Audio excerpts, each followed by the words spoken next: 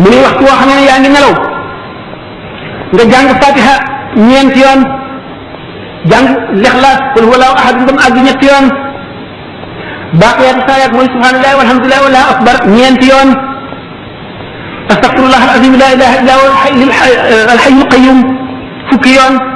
allahumma salli ala badri tam ba mu jeex fukki yoon loolu boo ko defee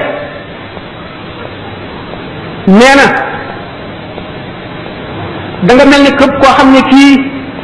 sarxa nga ñeenti junni dinaar at mu ne nga aji umra te suñu borom dana dox sa digganteeg ñi nga ameel xaq ñëpp fay leen mu fayal la leen ba te dana fekk nga mel ne koo xam ne kii jënd nga àjjana ba moom ko mu lew la guddi gooy nelaw nga def ko xam nga yooyu yëpp yoo am njëriñ la. ñi nga xam ne ñoo féetewoo yenu arasu yàlla gu tedd ga te ñett lañ dat wa yaa iin dat fa yaa iin sopp fa yaa iin xatma yaa iin kamka yaa iin samka yaa iin sasma yaa iin zanja yaa iin ñooñ ñoo yenu arasu yàlla gu tedd ga moom nag nee na boo jàppee seen tur yi mokkal ko